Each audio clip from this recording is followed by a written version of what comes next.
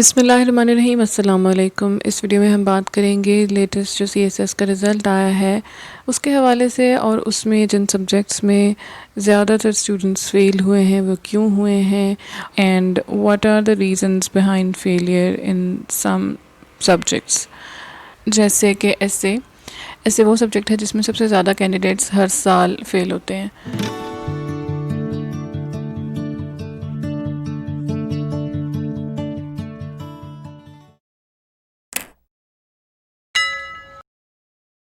Reason क्या है? सबसे बड़ी रीज़न है लैक ऑफ प्रैक्टिस। ऐसे एक क्वेश्चन है जो आपने अटेम्प्ट करके वो पेपर या पास करना है या फेल करना है। अब उस क्वेश्चन को अटेम्प्ट करने में आपकी मेंटल फैकल्टीज़ भी इन्वॉल्व हो रही होती हैं। आप के आइडियाज़, स्पीड, कितनी तेज़ी से आप लिख सकते हैं, ये सब चीज़ें इन्वॉल्व हो रही होती हैं। और फिर टाइम मैनेजमेंट। वो जो क्वेश्चन आएगा इससे के पेपर में वो काइंड ऑफ अनसीन होगा, तो उस वक्त आपने सोचना भी है, उसकी आउटलाइन भी बनानी है, ऐसे लिखना भी है, और उसके बाद उसको प्रूफ रीड भी करना है। बड़े से बड़ा राइटर भी जब कोई चीज़ लिखता है तो वो उसको प्रूफ रीड किए बगैर फाइनल टच नहीं देता। अब ऐसे कोई पैराग्राफ तो है नहीं, 15 to 16 पेजेस का आप एक ऐसे जब लिखेंगे तो आपको उसको प्रूफ रीड करने के लिए टाइम भी चाहिए होगा, और इतना लंबा लिखने में आपकी यकीनन कोई ना कोई मिस्टेक्स भी होंगी। ये नहीं हो सकता कि आप एक दफ़ा लिखें और उसके अंदर कोई भी मिस्टेक ना हो। और वो माइनर मिस्टेक्स भी हो सकती हैं, जैसे कहीं कॉमा लगाना भूल जाएं, कहीं आई का ऊपर डॉट डालना भूल जाएं, या इस तरह से और भी कोई मिस्टेक, या कोई स्पेलिंग मिस्टेक, या कहीं फुल स्टॉप की, इस तरह से कोई भी मिस्टेक हो सकती है। तो इसलिए प्रूफ रीड करना भी बहुत ज़रूरी होता है। अब कैंडिडेट्स क्या करते हैं कि ऐसे को एंड के लिए छोड़ देते हैं, उसकी प्रैक्टिस नहीं करते। जितना ज़्यादा आप लिखेंगे, जितना ज़्यादा आप नए नए टॉपिक्स के ऊपर सोचेंगे और फिर उनको लिखेंगे, उतनी ही आपकी प्रैक्टिस ज़्यादा होगी। यही वजह है कि मेजॉरिटी ऐसे में फ़ेल हो जाती है। अब हम ज़रा थोड़ी सी नज़र डाल लेते हैं जो एग्ज़ामिनर रिपोर्ट्स हैं, एग्ज़ामिनर्स क्या कहते हैं, जो ऐसे के पेपर चेक करते हैं वो क्या कहते हैं ऐसे के बारे में, कि कैंडिडेट्स जो हैं वो क्रिटिकल एंड सब्जेक्टिव अप्रोच में तो ठीक होते हैं, लेकिन जब ऑब्जेक्टिव टॉपिक्स आते हैं तो वहाँ पर वो सही से उनको हैंडल नहीं कर पाते। टॉपिक की अंडरस्टैंडिंग सबसे ज़रूरी है। सबसे अहम और सबसे पहली चीज़ जो आती है वो टॉपिक की अंडरस्टैंडिंग है। जब तक आपको टॉपिक समझ नहीं आया होगा आप उसके ऊपर नहीं लिख सकते हैं। और एग्जामिनर्स क्या कहते हैं कि रेपिटेशन होती है और स्टीरियोटिपिकल इन्फॉर्मेशन होती है, and a significant number of candidates did not have clear sense of essentials of comprehensive essay. क्या है वो एसेंशियल्स? राइटिंग कई तरह की होती है, तो नावल लिखना, स्टोरी, हॉरर, इसी तरह जो एस्से है वो एक बिल्कुल अलग चीज़ है और उसकी अपनी कुछ स्पेसिफिकेशंस हैं, कुछ रिक्वायरमेंट्स हैं। अगर वो पूरी नहीं हो रही होंगी तो आपका एस्से का पेपर कैसे पास हो सकता है? आपको आर्ग्यूमेंट्स को हैंडल करना आना चाहिए, आपके एस्से में कंटिन्यूटी होनी चाहिए, कोहेरेंस होनी चाहिए, स्पेसिफिसिटी होनी चाहिए, रेपिटिशन ना हो, आपके पास वैरायटी हो वर्ड्स की, आपकी वोकैबुलरी वास्ट हो। मैं ये नहीं कह रही कि आप मुश्किल से मुश्किल लफ्ज़ इस्तेमाल करें, लेकिन आपके पास आसान अल्फाज में भी बहुत सारी वैरायटी हो सकती है। जैसे it is necessary, it is important, it is imperative, it there is a dire need, इस तरह के लफ्ज़ भी आप इस्तेमाल कर सकते हैं। ये सारे एक ही तरह का मीनिंग कन्वे कर रहे हैं। अगर आप देखें जो सिलेबस है सीएसएस का, तो उसमें ये लिखा होता है कि फिगरेटिव एक्सप्रेशन होना चाहिए, तो उसके लिए आपको थोड़े ईडियम्स भी आने चाहिए। आप कनेक्टर्स इस्तेमाल करें। कनेक्टर्स की एक पूरी लिस्ट एस्से की प्लेलिस्ट में पैराग्राफ राइटिंग के टॉपिक के अंदर है, आप चाहें तो वहाँ से देख सकते हैं।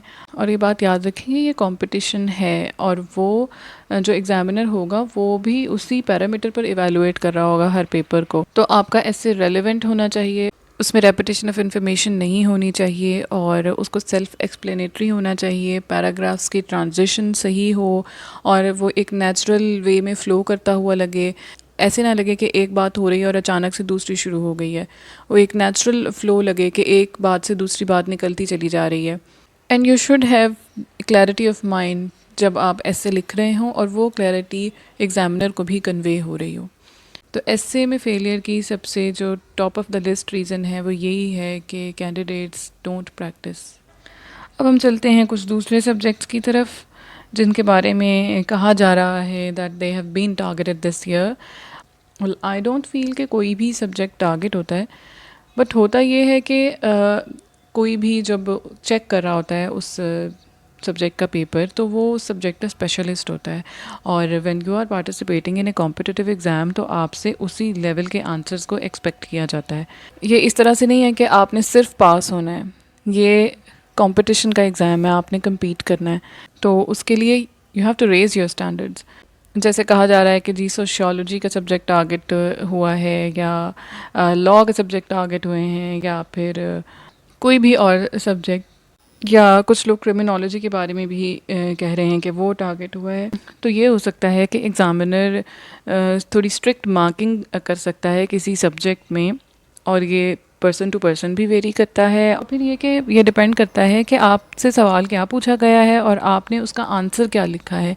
अगर आपसे किसी पर्टिकुलर थ्योरी के बारे में पूछा गया है, फॉर एग्जांपल सोशियोलॉजी है और उसकी किसी सोशियोलॉजिकल थ्योरी के बारे में सवाल है और आपको उसके बारे में कुछ भी नहीं मालूम, तो आप उस सवाल को कैसे अटेम्प्ट करेंगे?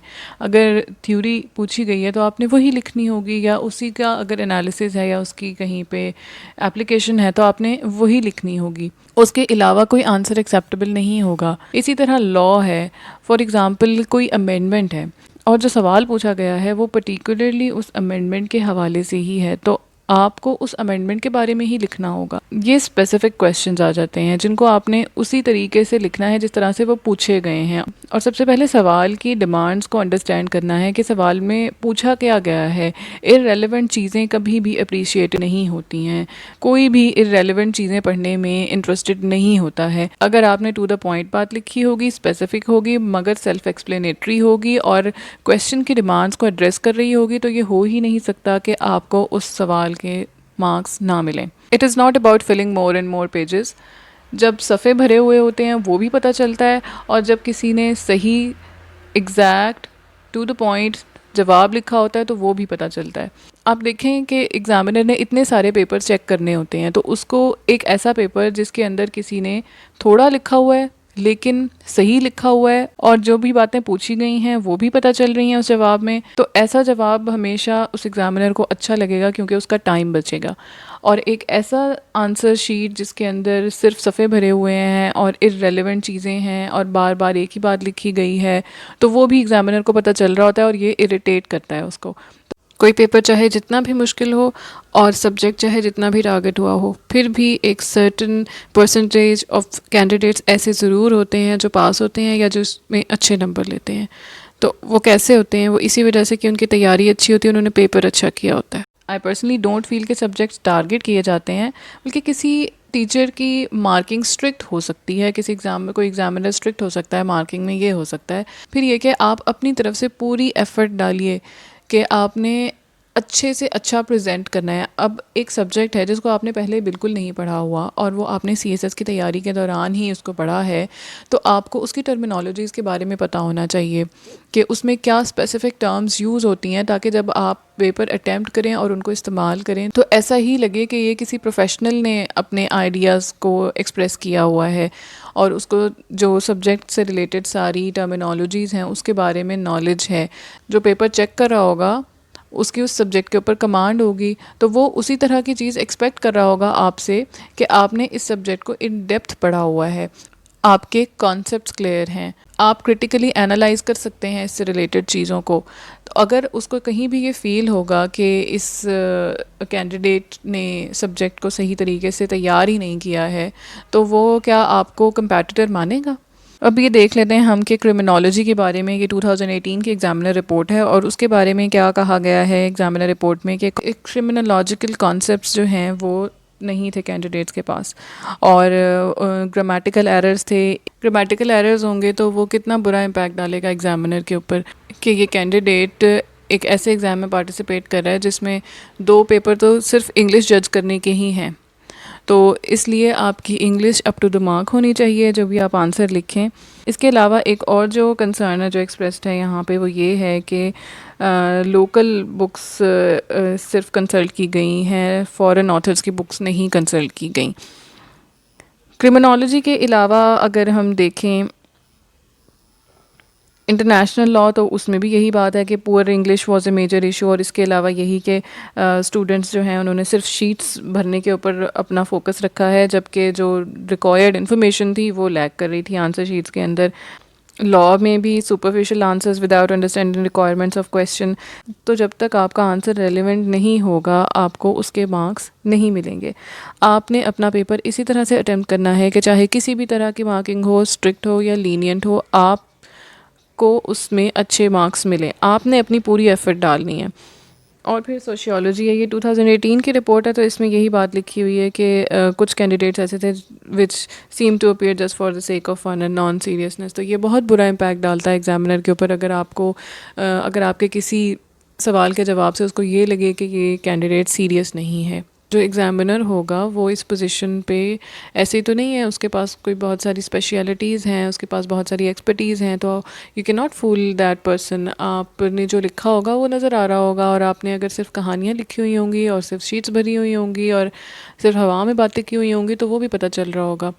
तो इसलिए रादर देन थिंकिंग अबाउट कि कौन सा सब्जेक्ट टारगेट हुआ है कौन सा नहीं, आप अपनी तैयारी के ऊपर फोकस करें और किस तरह से आप अपने आप को बेहतर से बेहतर तरीके से प्रेजेंट कर सकते हैं एग्ज़ाम में। क्योंकि जो आपने सवाल का जवाब लिखा होगा, आपकी सारी इन्फॉर्मेशन जो भी आपने पढ़ा होगा, आपकी सारी नॉलेज वो उस आंसर से कन्वे हो रही होगी। तो आपने उसके ऊपर मेहनत करनी है, उसके ऊपर एफर्ट डालनी है कि वो आप किस तरह से ज़्यादा प्रेजेंटेबल बना सकते हैं। तो अगर हम इन सब चीज़ों को समराइज़ करें तो ऐसे के लिए आपको प्रैक्टिस चाहिए, टाइम मैनेजमेंट चाहिए और क्लैरिटी ऑफ माइंड चाहिए अबाउट द टॉपिक। और बाकी जो सब्जेक्ट्स हैं उनके लिए आपको रेलेवेंट टर्मिनोलॉजीज़ आनी चाहिए, आपकी इंग्लिश में कोई मिस्टेक नहीं होनी चाहिए ऐसे की तरह ही। फिर ये कि आपको क्वेश्चन जो पूछा गया है उसमें क्या पूछा गया है ये अंडरस्टैंडिंग आपकी बिल्कुल सही होनी चाहिए, आपका आंसर कॉम्प्रिहेंसिव होना चाहिए और आपका जो फोकस है वो नंबर ऑफ़ पेजेस के ऊपर नहीं होना चाहिए, बल्कि आपका फोकस इस बात के ऊपर होना चाहिए कि आप क्वेश्चन की जो सारी डिमांड्स हैं उनको एड्रेस कर रहे हैं या नहीं कर रहे हैं, ये आपका फोकस होना चाहिए। एग्जाम से रिलेटेड अगर आपके कोई क्वेश्चन या क्वेरीज हैं तो आप वो कमेंट सेक्शन में लिख सकते हैं। वीडियो अच्छी लगी है तो लाइक करें, चैनल को सब्सक्राइब करें, वीडियो को शेयर करें। Thank you for watching.